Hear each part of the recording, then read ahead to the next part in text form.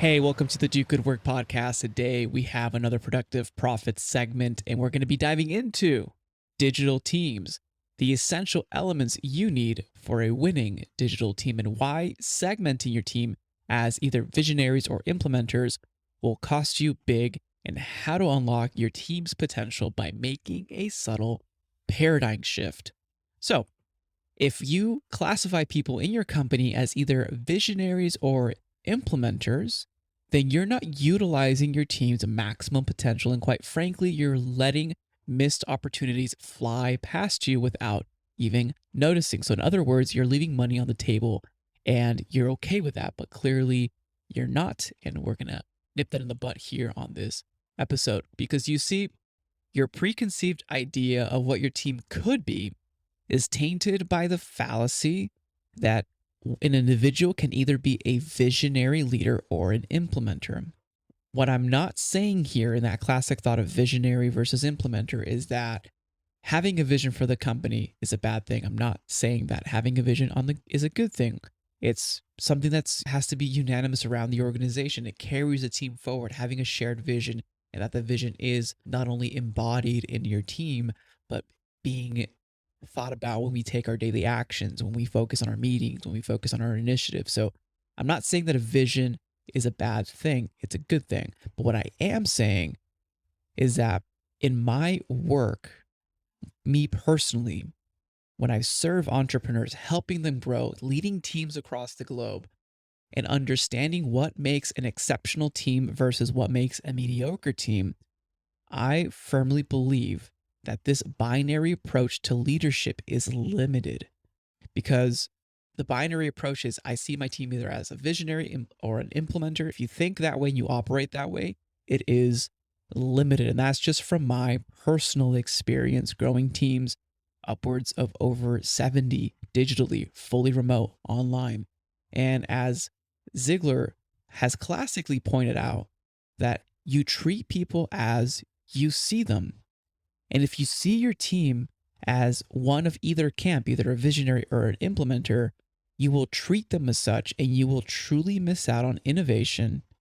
And you can head into a spiral that can put your company into jeopardy.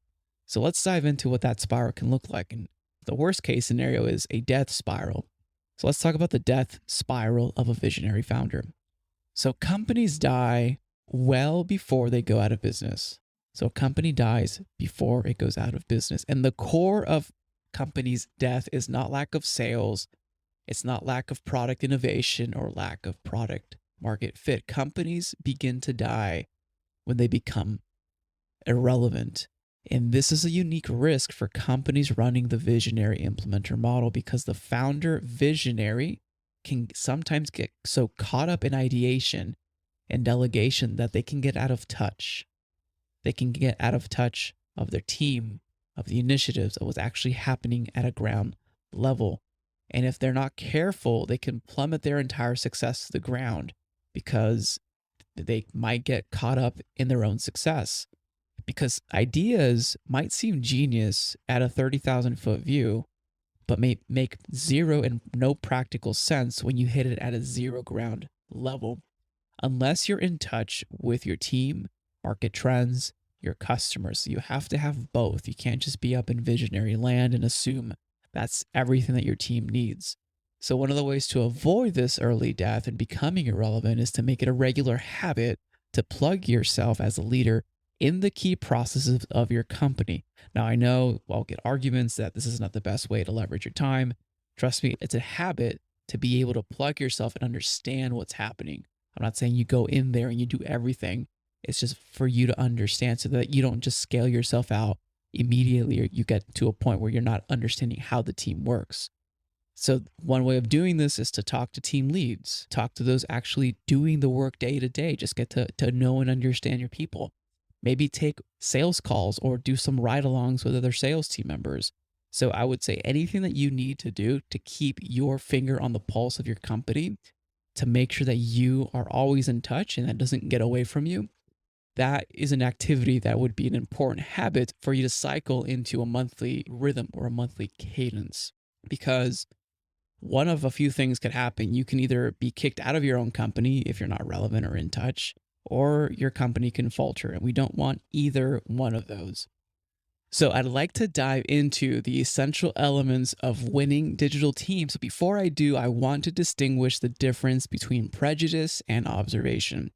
So it's important to do this first because prejudice is a preconceived notion of someone or something before the fact.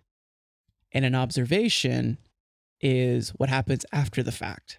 So the notes that I'm about to share with you of the essential elements of winning digital teams come from my observations. These are not laws. These are not principles. However, these are practical and results oriented. So let's dive into those now. So fast growing startups or scale ups can only survive with real bottom line results. And I come from the bootstrap world. I don't come from the funding world. I don't come from that world where you don't have to have revenue. I come from you have to have revenue. You have to get results. The results will feed your team. They will feed you and they'll feed the future. So if you're in that game, results, the bottom line always matters. And when we look at the team, I believe there's only one archetype, one type of person that you need on your team to help you drive results. And the people who do that are what I call drivers.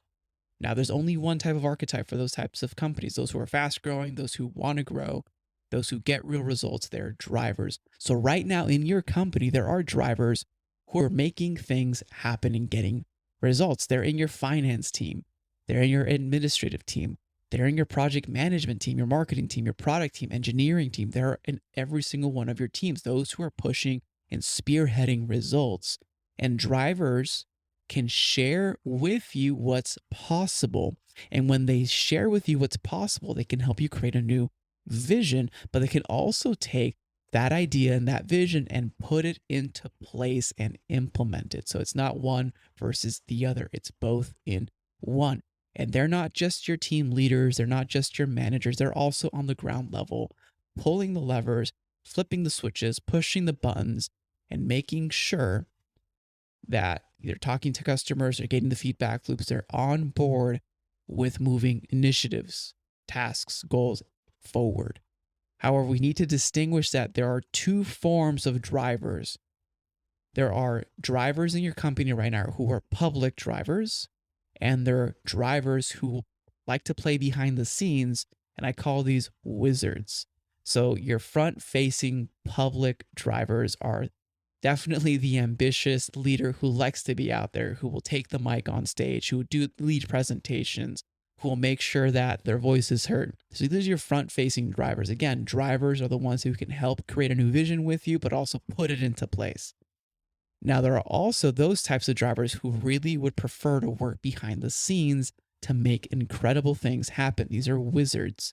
They work behind the scenes and they continue to drive things forward, but they don't have to be vocal. They don't need to have the spotlight, and they don't want to be up on stage with you.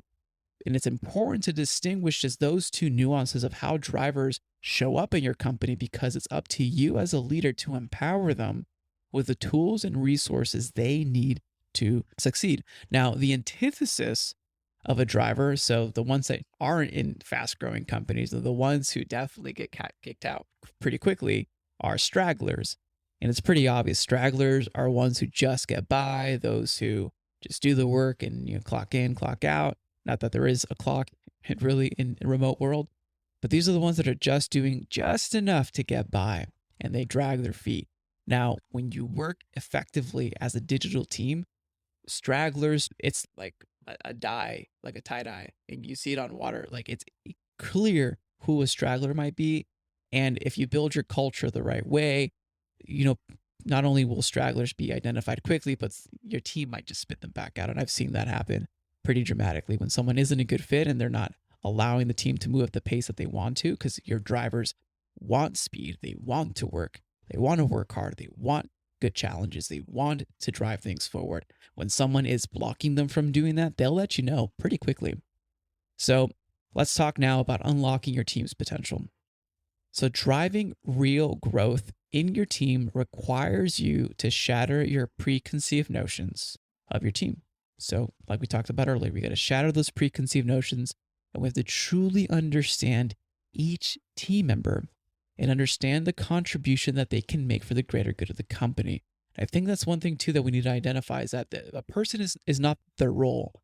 They're playing a role, but they also can contribute so much more. And I don't want you to miss out on who you thought is just an implementer, but they can actually share the vision and they can help pivot or improve the trajectory of the company by allowing them to take the stage and helping and empowering them to drive and share with you what's possible. I firsthand witnessed that. And it's important that you also see this in your team. I'm not saying you have to do this. I'm just giving you suggestions because I definitely want the best for you as you listen to this. And doing so, it would also allow you to foster and nourish new ideas, like we just talked about, to keep your team and your company relevant. And when you do this over and over again, you start to create a culture of the best idea wins.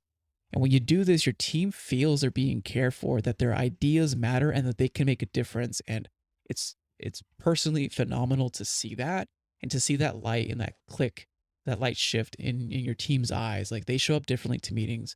They take ownership of their work. And it's a beautiful thing, but we also need to be humble as leaders to understand that the best idea should win. And it's not just because I have an idea that I think is the best. I think we can help shape ideas and make them even better as leaders. But I also know that there's probably a really important idea right now in your company that can be molded or, transformed into something where it's relevant to your goals and relevant to your mission, and help create a stronger vision for the future of your company. And it's a small shift. This isn't some huge trajectory paradigm shift. It's a subtle shift, but it's also a substantial paradigm shift. This small little change in your thinking, it's going to really shock you, in my opinion, because I've seen it. I've seen it shock how founders can do something that seems so minuscule, but it makes such a dramatic difference, not only in their team, but how they show up to their team and how they experience showing up with their team, because it does boil down to your team's experience and where they want to put their energy in, because your team can easily jump ship and the experience does matter. So I would invoke you to create an environment where your team can produce their best work and enjoy working in that environment, because how you treat the team based on how you see them over time will allow you to create a driving force in the marketplace that no longer becomes a job, but allows teams to contribute towards a shared vision. And that is truly a competitive advantage. And all I ask is that you test this out. Just give it a shot. Test it out. Observe if this changes the way that your team shows up. Observe if this changes the ideas, the trajectory, and maybe you'll see yourself pleasantly surprised that there are really brilliant ideas that you may have not thought about taking advantage of, and with the team being able to foster that and put them into place. As always, it's an honor to be a small part of your journey. If you found this podcast useful, please consider sharing with someone that you believe needs to hear this. You never know that you may have been the catalyst that opens them up to a new way of operating their business and experiencing life. This is Raul Hernandez. Do good work.